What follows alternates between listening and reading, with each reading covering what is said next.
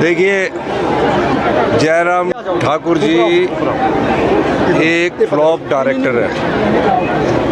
उन्होंने पहली फिल्म बनाई रिवाज बदलेंगे, भारतीय जनता पार्टी 25 पर पहुंच गई। दूसरी फिल्म बनाई उन्होंने operation lotus, Bharatiya Janata party फिर 25 पर टिकी रही।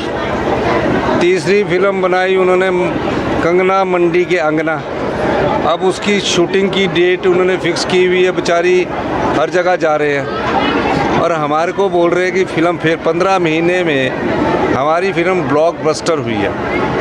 क्या कोई कभी सोच सकता था कि विधवाओं की बच्चों की पढ़ाई का खर्चा और हॉस्टल का खर्चा 27 साल तक की उम्र में इस दूसरे बजट में 15 महीने की सरकार लेकर आएगी?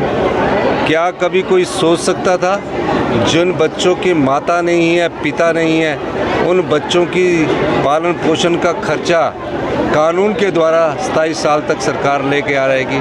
क्या कभी कोई सोच सकता था जो भारतीय जनता पार्टी कहती थी कि 1500 रुपया पेंशन कब मिलेगी, जब हमने 18 साल से ऊपर की महिला को 1500 रुपया हर महीने पेंशन देने की बात की और साल का 18,000 रुपया देने की बात की जब तक उसके शरीर में अंतिम सांस बचा है, तो अब उस पेंशन को रुकवाने चले गए?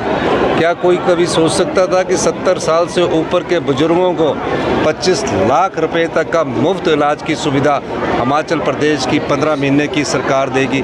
क्या कभी कोई सोच सकता था वही अधिकारी थे कि ओल्ड पेंशन स्कीम से 9,000 जो हमारे रिटायर्ड कर्मचारी उनको फ़ायदा हो रहा है, जिनको 2700 रुपये से 30,000 रुपये मिलती थी, ये जनता तय करेगी 1 जून को। और ये फिल्म नहीं है, ये जनसेवक के रूप में हम कार्य कर रहे हैं। मैं दावे के साथ चलता हूं कि 3.5 साल और जनता की सेवा में काम करेंगे और जो जयराम ठाकुर जी कह रहे हैं उसका पार्ट 2 2027 में आएगा, जब हिमाचल आत्मनिर्भर होकर हिंदुस्तान का सबसे समृद्धशाली और अमीर राज्य बनेगा।